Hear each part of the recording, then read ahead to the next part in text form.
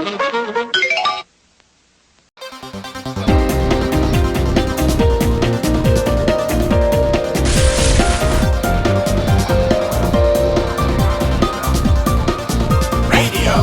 Flashback.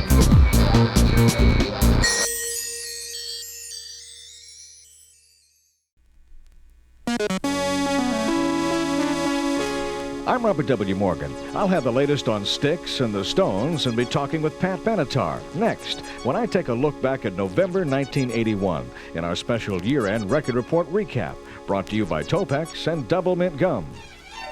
Double image, double decker, a double daring duo on the high trapeze. But the single most favorite double in the world is double good, Doublemint Gum. Double your pleasure with Doublemint Gum. Double good, double fresh, double delicious. Oh, the single most favorite double in the world is double good, Doublemint Gum. It's the single most favorite double. Why have Eileen Shea, Neil Hughes, and Jackie Shue switched to Topex, the pimple medicine with 10% benzoyl peroxide and special buffers? Of all the products that I've tried, I like Topex. It dries up the pimples and it doesn't irritate the rest of my skin. I was using Oxy-10 and one of my friends gave me Topex and it seemed to do a job without drying out your face. It doesn't dry out my skin. It just gets rid of the zits. Switch to Topex, buffered to dry up pimples without over-drying your skin. I would definitely strongly recommend Topex. Styx made rock and roll history with their press conference with London journalists. Styx was part of the first true two-way satellite video press conference held by a musical act. The group members don't talk much to the press, but they weren't able to do this in their hometown of Chicago. The Styx members were in a Chicago television studio with both visual and audio communication between Chicago and London. The satellite press conference preceded the group's European tour. The Rolling Stones made quite a bit of money on their United States tour, but a San Francisco club owner didn't do badly either. Dirk Dirksen leaked rumors that the Stones would put on a surprise performance at his San Francisco club when the band hit town. Dirksen knew it wouldn't happen, but it was all part of his plan to, quote, exploit the bozos who don't support local music but go to see a group from Britain or New York. Dirksen sold hundreds of tickets to eager Stones fans and then hired a local band to play Rolling Stones songs for the night.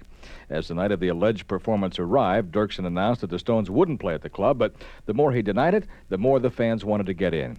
Dirksen sold 600 tickets, and fans saw some old black and white films of an early Stones concert, heard old Stones albums, and eventually saw local rock bands. The lady rocker who has dominated the charts doesn't read them. The hottest woman rocker around these days, Pat Benetar, has been turning out top 10 singles and albums each of her 3 years of recording. Her latest album, Precious Time, reached the top of the record charts, but Pat says she doesn't read the charts because it makes her crazy. 72 with a bullet is great, but what really counts is 10, or 9. From there up is what really counts. So, it's like a great accomplishment, but I think if you get too, it's just for me personally, if I get too involved with that end of what I do, it just tends to make me nuts. Pat's 3 albums have all been certified platinum, and she's scored the hit singles Heartbreaker, Hit Me With Your Best Shot, and the latest Fire and Ice. Pat says the recording industry was pretty much what she expected. I was looking forward to a real a fun and rewarding thing happening, and that's what it's been. It's been great. I don't feel jaded. I really love it. I love being on the road. They told me, you're going to hate this. I love it. I love it.